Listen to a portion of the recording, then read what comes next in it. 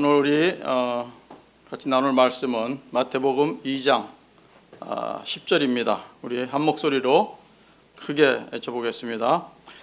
그들이 별을 보고 매우 크게 기뻐하더라. 아멘.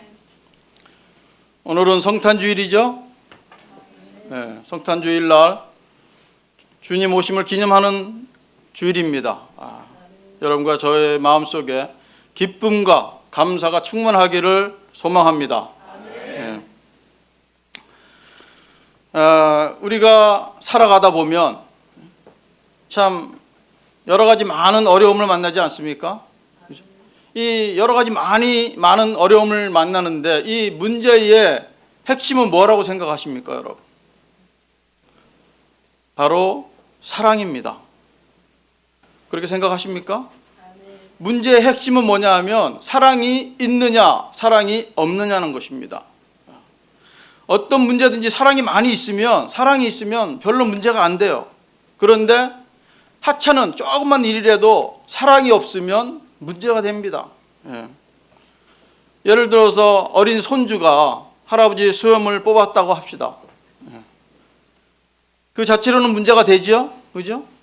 그런데 그 할아버지가 그 손주를 향한 그 참 깊은 사랑이 있다면 그것은 별로 문제가 되지 않습니다. 그죠? 네.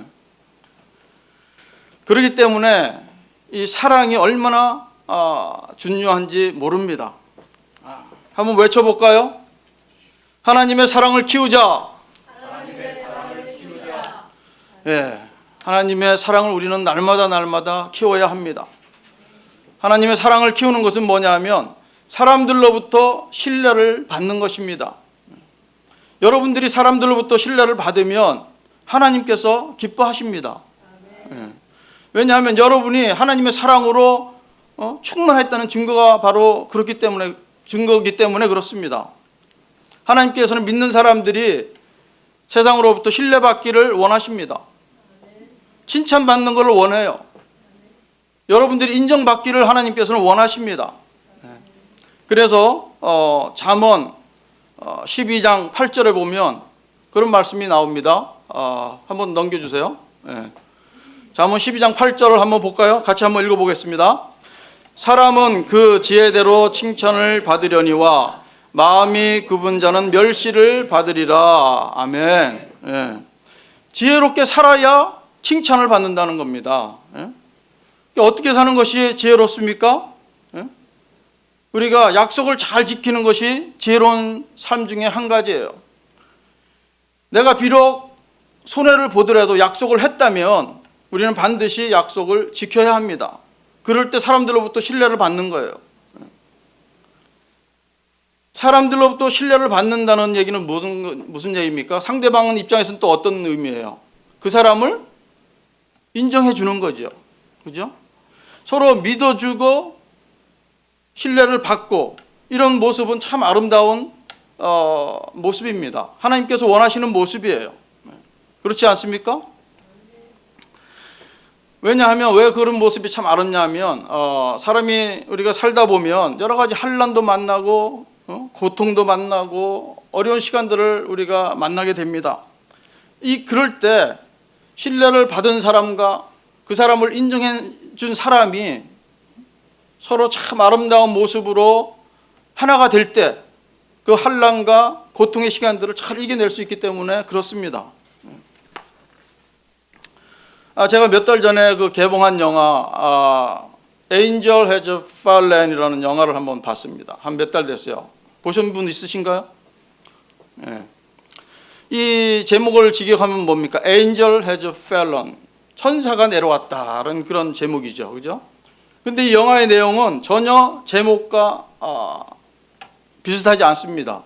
왜냐하면 천사가 내려오면 좀 멋있는 아름다운 얘기가 펼쳐져야 되는데 이 영화는 뭐냐면 액션 무비예요. 액션. 막 싸우고 죽이고 하는 영화입니다. 이 영화의 내용은 뭐냐면 이 악당들이 있는데 이 악당들이 용병들을 기릅니다. 그래가지고 국가에서 만약에 전쟁이 나가가지고 특수 병력들이 필요할 때 이 사람들이 기른 병력들을 국가에다가 보내주고 돈을 받는 거예요. 이런 용역업체를 하는 이 악당들이 음모를 꾸며가지고 돈을 벌려고 합니다. 그래가지고 그 영화의 주인공이 누가 나오냐면 제라드 버틀러가 나와요. 그 사람이 나오고 모겐 프리먼이 나옵니다. 이 제라드 버틀러는 경호원 비밀 경호원으로 나오고 이 모겐 프리먼은 흑인이잖아요. 미국 대통령으로 나와요. 그 대통령 이름이 뭐냐면 트럼블입니다. 트럼블. 예. 그렇게 나오는데 이 영화가 처음 시작되면서 아주 멋지게 이제 드론이 쫙 날라오면서 이 한가롭게 대통령이 낚시하고 있는 호숫가로 드론이 쫙 몰려옵니다. 그래가지고 주위에 있는 비밀 경호원들 다 죽여버려요. 그리고 누가 만났냐면 대통령과 이 제라드 버틀러, 이제 극 중에서는 마이크 베닝입니다. 이 사람이 이제 살아남는데 그 이제 조사국에서 조사를 해보니까 그 마이크 베닝이 소련으로부터 $10,000,000를 받은 게 입금되어 있는 통장이 발견이 되는 거예요. 그래서 이 사람이 러시아로부터 돈을 받고 대통령을 죽이려고 했구나. 그것을 이제 결정이 됩니다. 그래서 이 사람은 이제 감옥에 보내는데, 근데 호숫가에서 대통령이 뭐라 그러냐면 이 사람한테 비밀 경호원이 많이 있지만 어느 누구도 나는 신뢰할 수 없지만 바로 당신만큼은 내가 신뢰할 수 있다. 이렇게 얘기를 합니다. 그러면서 다음에 경호국장의 자리가 될 때 당신이 맡아주시오 이렇게 부탁을 해요. 이렇게 돼가지고 이제 얘기가 쫙 하면서 아주 액션들이 막 취해집니다. 아주 멋있는 액션들이 많이 나와요. 나오다가 이제 마지막 때 이 마이크 베닝이 이 악당들의 음모를 알아냅니다.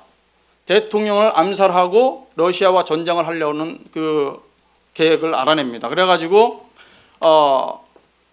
이 대통령을 암살하는데, 그래서 이제 이 마이크 베닝이 쫓기다가 결국 살아남아가지고 대통령이 어디 있냐면 병원에 있어요. 그때 공격을 당해가지고 무의식 상태로 깨어나지 못하고 있습니다.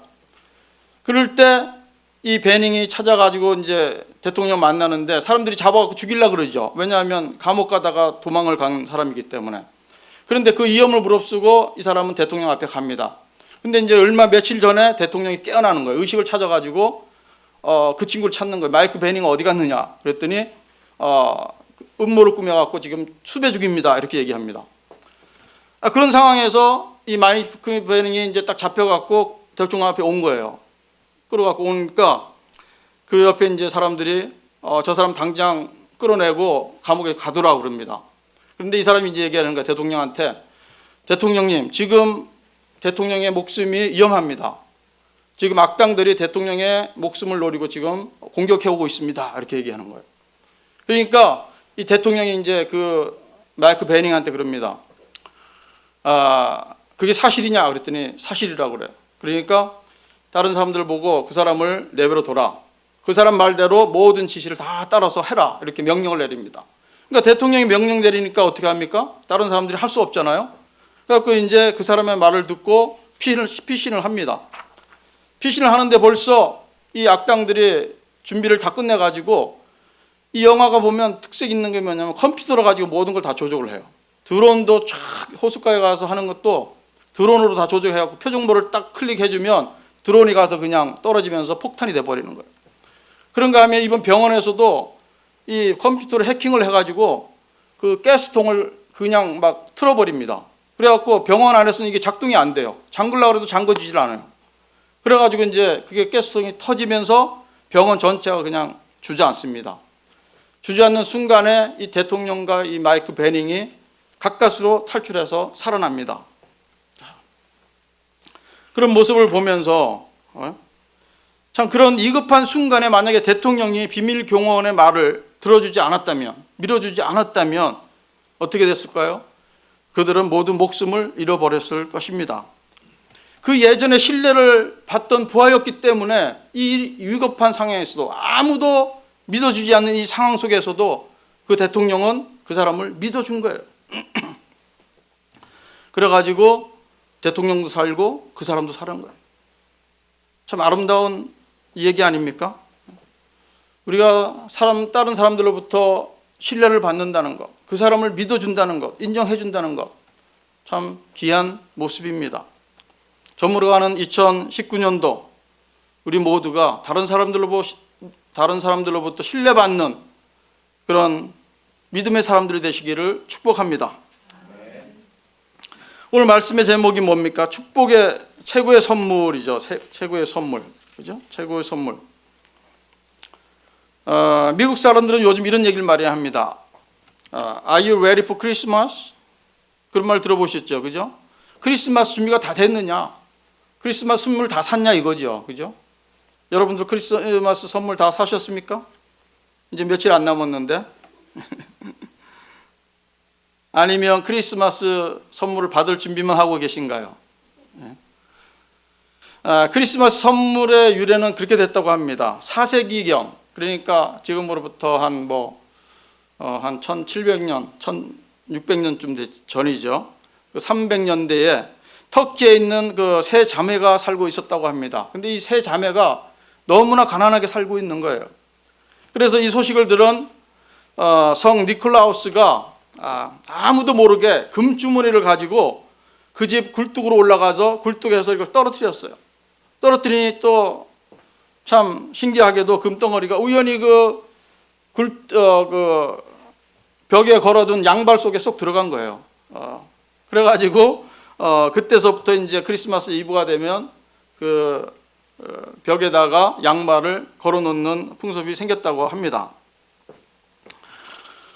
여러분은 최고의 크리스마스 선물은 무엇이라고 생각합니까? 바로 우리 주님 예수 그리스도시죠? 그렇지 않습니까? 예수 그리스도를 다 받으셨습니까?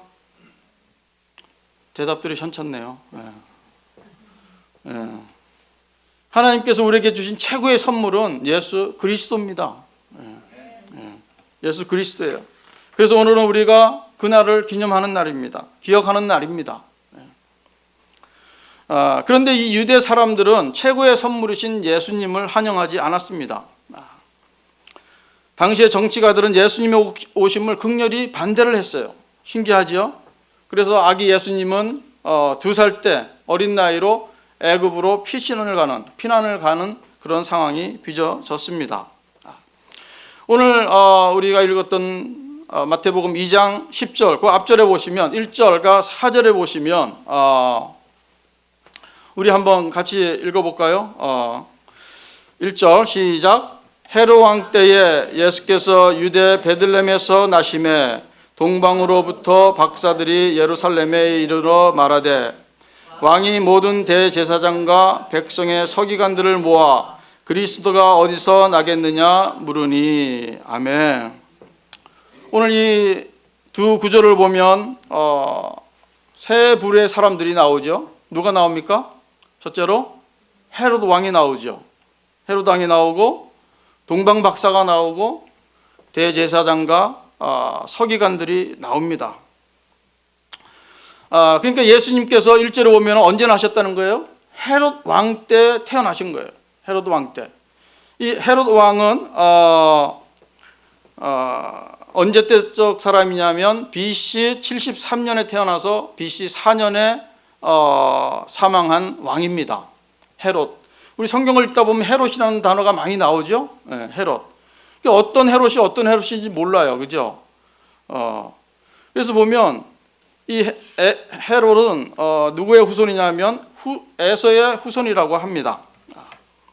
그래서 이 헤롯 대왕은 유대인의 호감을 사기 위해서 예루살렘 성전을 건축했다고 합니다. 그것이 바로 헤롯 성전이죠, 그죠?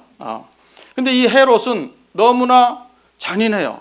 그래갖고 자기의 그 왕위를 지키기 위해서는 친족도 죽이는 것을 친족도 죽이고 그 다음에 2살 난 어린 아들까지 다 죽이는 아주 잔인한 왕이었습니다.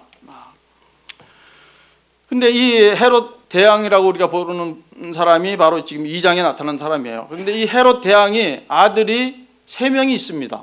그리고 손자가 1명이 있고 증손자가 1명이 있어요. 그러니까 이 헤롯 대왕 말고도 성경에 헤롯이라는 사람이 5명이 나오는 거예요. 3명은 아들이고 한 명은 손자고 하나는 그 또 밑에 증손자, 이렇게 5명이 나옵니다. 그래서 이 유다 왕 이 헤롯은 죽으면서 이렇게 유언을 남깁니다. 자기가 죽으면서 세 아들에게 이스라엘 땅을 나누어서 분배해서 줍니다. 그래서 첫째 그 아들 이름이 뭐냐면 헤롯 아켈라오예요. 이 아켈라오는 어디에 나오냐면 마태복음 2장 22절에 나옵니다. 우리 한번 같이 읽어볼까요? 마태복음 2장 22절.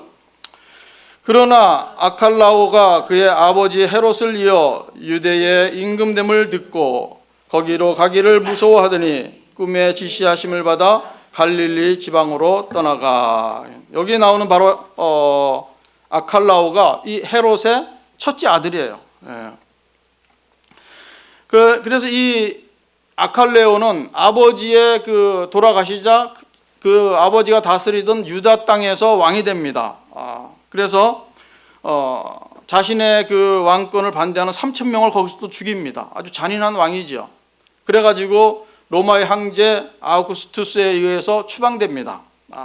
그래서 그 뒤를 이은 사람이 누구냐면 유다 총독 바로 빌라도가 그 뒤를 이어서 유대의 총독이 됩니다. 자, 둘째 아들은 누구냐면 헤롯 안티파스라는 사람이에요. 이 사람은 어디를 다스렸냐면 북쪽 갈릴리 지역을 다스린 사람입니다. 그래서 이 사람은 누구냐면 셋째 아들 헤롯 빌립 2세의 아내가 있죠. 헤로디아와 재혼을 한 사람이에요. 재혼을 한 사람. 그래서 침례 요한으로부터 책망을 받죠. 그래서 침례 요한을 죽이는 사건이 발생합니다. 이때 그 헤롯 안티파스 둘째 왕은 헤롯 성경에서 뭐라 그러냐면 본분왕 헤롯이다 이렇게 말하고 있어요. 누가복음 13장 32절에 그 내용이 나옵니다. 31절과 32절 한번 우리 같이 읽어보겠습니다. 곧 그때에 어떤 바리새인들이 나와서 이르되 나가서 여기를 떠나소서 헤롯이 당신을 죽이고자 하나이다. 이르시되 너희는 가서 저 여우에게 이르되 오늘과 내일은 내가 귀신을 쫓아내며 병을 고치다가 제3일에는 완전하여 지리라 하라. 아멘. 예수님께서 이 헤롯을 갖다가 여우다 이렇게 칭했다는 겁니다. 그러니까 바로 예수님께서 십자가를 지시기 전에 바로 이 헤롯에게 신문을 받은 것입니다. 둘째 아들 헤롯 안티파스. 그렇지만 성경에는 본분왕 헤롯이라 이렇게 나온다고 그랬습니다. 그런가 하면 셋째 왕은 헤롯 빌립 2세입니다. 헤롯 빌립 2세는 이두레와 드라고니 지방의 분봉왕이었어요. 성경에는 그냥 이 사람을 빌립이라고 이렇게 나옵니다. 이 사람이 바로 셋째 아들이에요. 누가복음 3장 1절에 등장합니다. 우리 한번 같이 읽을까요? 디베뇨 황제가 통치한 지 15해 곧 본디오 빌라도가 유대 총독으로 헤롯이 갈릴리의 분봉왕으로 그 동생 빌립이 이두레와 드라곤니 지방의 분봉왕으로 루사니아가 아빌레네의 분봉왕으로 이렇게 나옵니다. 그러니까 이 헤롯의 이 헤롯 빌립 2세는 대표적인 업적이 뭐냐면 가이사 빌립보의 그 도시를 건설하는 것이 이 사람의 아주 주요 대표적인 사업입니다. 그런가 하면 헤롯 그 대왕의 손자가 나옵니다. 이 손자 이름은 뭐냐면 헤롯 아그리빠 1세입니다. 성경에는 그냥 헤롯이라고 나옵니다. 어디에 나오냐면 사도행전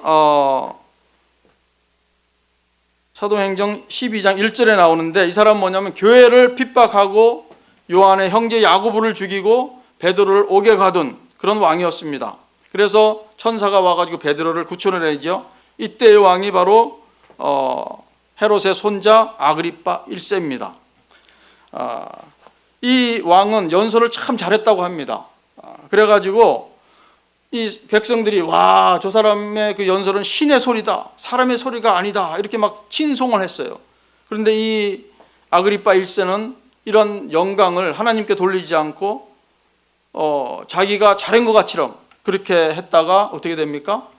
주의 사자가 치니까 충이 먹어서 죽여버립니다. 그것이 바로 아그리파 1세 손자입니다. 헤롯 대왕의 손자.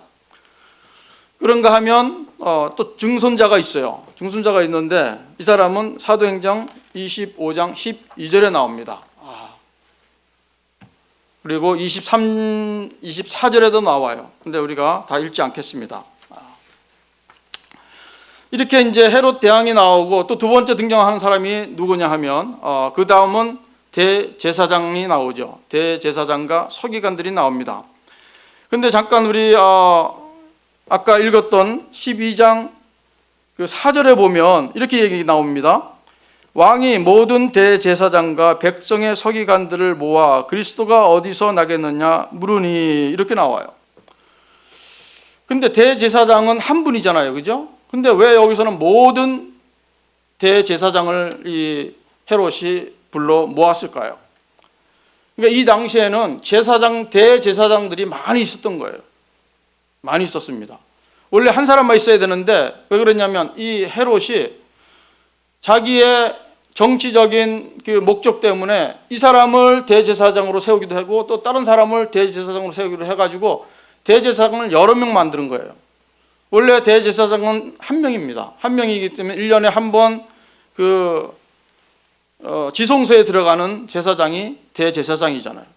그러니까 이 헤롯 대왕이 얼마나 종교를 자기 정치에 이용해 먹었는지 알 수가 있는 내용입니다.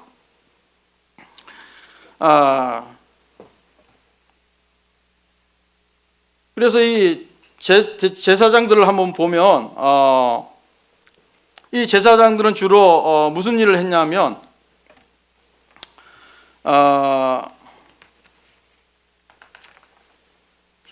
우리 신명기 33장 10절에 보면 한번 넘겨줘 보세요.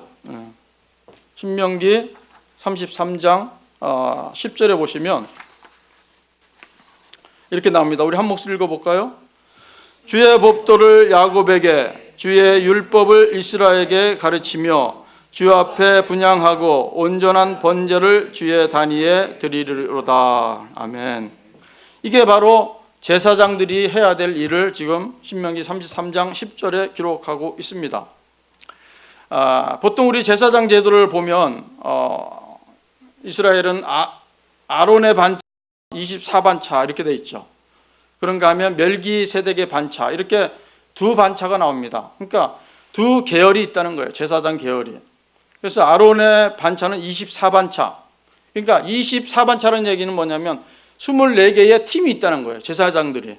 그러니까 제사장들은 아주 많이 있는 거죠. 한 팀이 한 주간을 섬기는 거예요. 그러면 또 다른 팀이 또 한 주간을 섬기고 이렇게 24주를 지나고 나면 또 돌아가면서 섬깁니다. 그러니까 1년에 두 번씩 섬기는 거예요. 그것이 바로 24반차가 됩니다.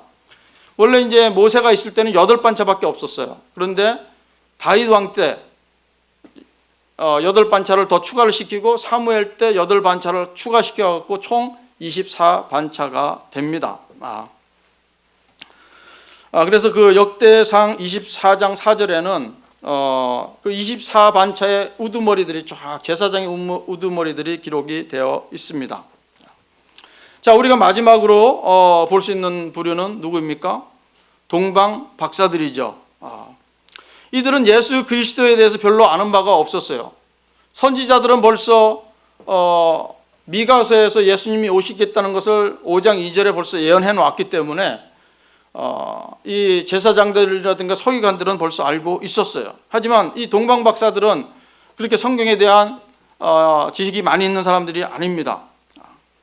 그냥 이들은 구도자의 정신으로 오직 유대인의 왕이 나신 것을 보고 경배하기 위해서 동방에서 징조를 보고 그 나타난 별을 따라서 머나먼 길을 찾아왔었습니다.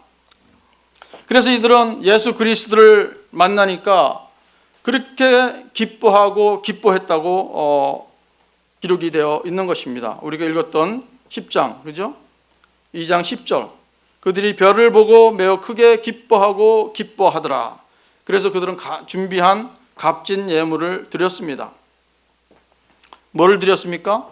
유황, 황금이 먼저죠. 황금, 유황, 그리고 모략 이렇게 되는데 이 세 가지 예물에는 그 상징하는 의미가 있다고 합니다. 이 황금은 뭐냐면 예수님의 그 왕권을 의미합니다. 왕이 황금이 많잖아요, 그죠? 그다음에 이 유황은 보통 어디에 씁니까? 우리가 제사 드릴 때 쓰잖아요, 그죠? 그러니까 신께 제사 드리는 의미로 해서 이 유황을 드렸는데, 이래서 예수님의 신성을 의미한다고 합니다. 그 다음에 이제 몰약은 어떤 때 씁니까? 죽은 시체에 쓰지 않습니까? 부패하지 말라고. 그래서 이것은 예수님의 그 죽으심과 부활을 의미한다고 합니다. 참 이렇게 이 동방 박사들은 예수님을 찬양하면서 예수님을 의미하면서 귀한 예물을 드렸습니다. 참 우리들은 예수님께 뭘 드려야 할까요? 드릴 게 별로 없어요, 그죠? 네. 드릴 게 별로 없습니다. 우리 자신을 그냥 이렇게 주님 앞에 드리면 그것이 최고인 줄 믿습니다. 근데 이렇게 몸만 나와 있는 것보다 마음까지 나와 있으면 더 좋겠죠. 마음도 같이 나와야 합니다. 몸은 나왔는데 생각과 마음은 딴 데 가 있으면 안 돼요. 그리고 또 주님께 귀한 예물도 드리는 것을 우리는 잊지 말아야 합니다. 펜실베니아 대학교에서 그 교수로 있는 에덴 글랜트 교수는 사람들을 세 가지 형태로 살아간다고 이야기합니다. 그게 뭐냐면 기버, 매처, 테이커, 이런 세 분류의 형태로 살아간다고 합니다. 그런데 대부분의 사람들은 어떤 모습으로 살아가냐면 매처의 모습으로 살아간다는 거예요. 매처가 뭡니까? 내가 받은 만큼 주는 거예요. 매칭해 주는 거예요. 매칭. 받은 만큼 주는 사람, 이런 사람, 대부분 사람들이 이렇게 삽니다. 그리고 소수의 사람들이 뭘로 살아가냐면 기버로 살아가는 거예요. 기버는 주는 거지요. 타인의 이익을 우선시해서 할 수 있는 일이 바로 이 기버입니다. 그래서 이 그랜트 교수는 기버로 이렇게 살아가는 사람은 성공한다고 얘기합니다. 여러분 성공하기를 원하십니까? 아무도 없으시네요. 기버로 사시기 바랍니다. 기버로 살면 반드시 성공하게 돼 있다는 겁니다. 이 기버로 살면 기적 같은 일이 일어난대요. 생각지도 못했던 기회가 만들어진다고 합니다. 그 이유는 뭐냐면 조건 없이 주는 선물에는 강력한 그 힘이 있기 때문에 그렇습니다. 그래서 잠언 18장 16절에 이렇게 기록되어 있습니다. 한번 넘겨줘 보세요. 잠언 18장 16절. 우리 한 목소리 읽어볼까요? 사람의 선물은 그의 길을 넓게 하며 또 존귀한 자 앞으로 그를 인도하느니라. 아멘. 선물은 그의 길을 넓게 한대요. 근데 이거를 참 우리가 잘 써야 되는데 선물을 잘못 쓰니까 문제가 되지 않습니까? 그죠? 선물을 잘못 쓰면 이거 뭐가 됩니까?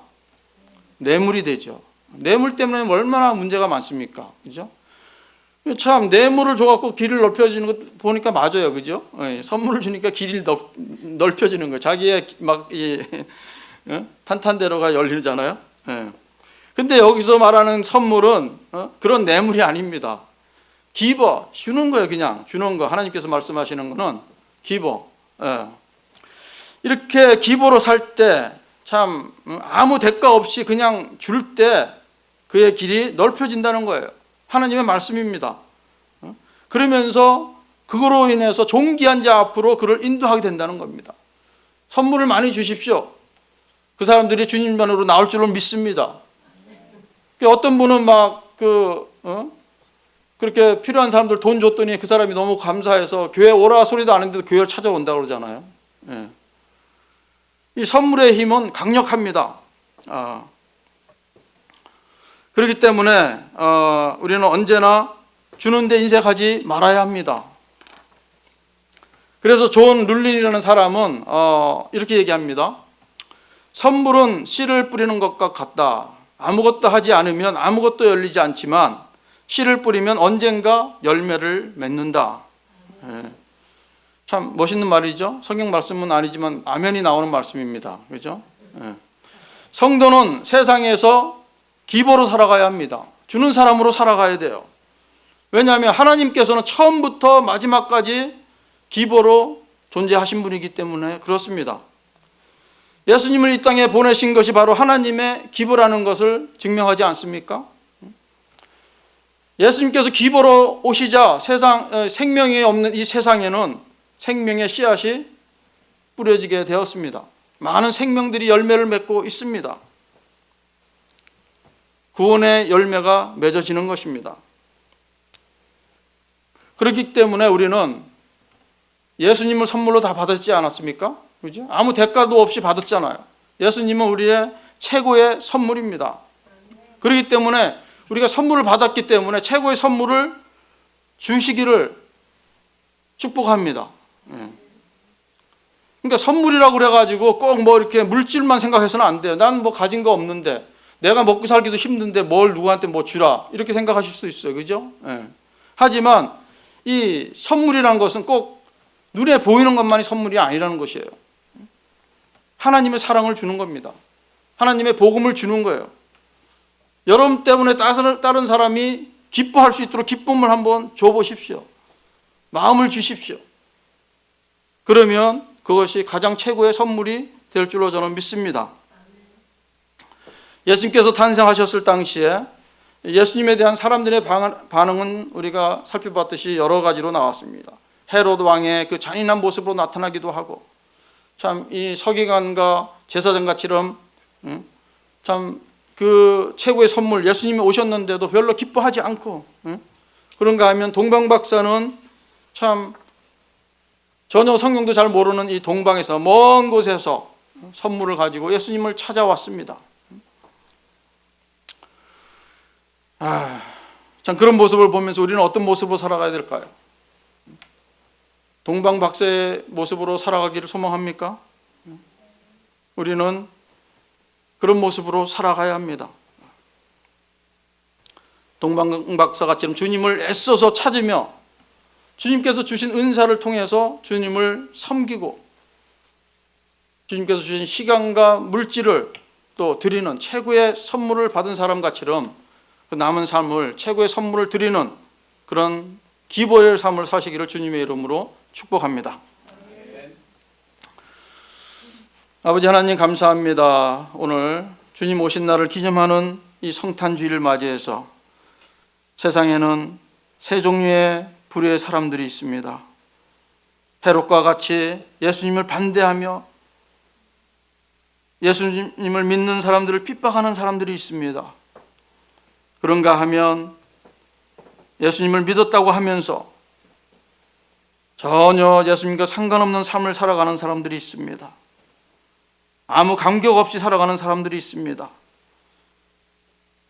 그런가 하면 늘 주님 오심에 감사하면서 참 뭐든지 주님께 드리고자 하는 마음으로, 사랑을 나누고자 하는 마음으로 살아가는 사람들이 있습니다.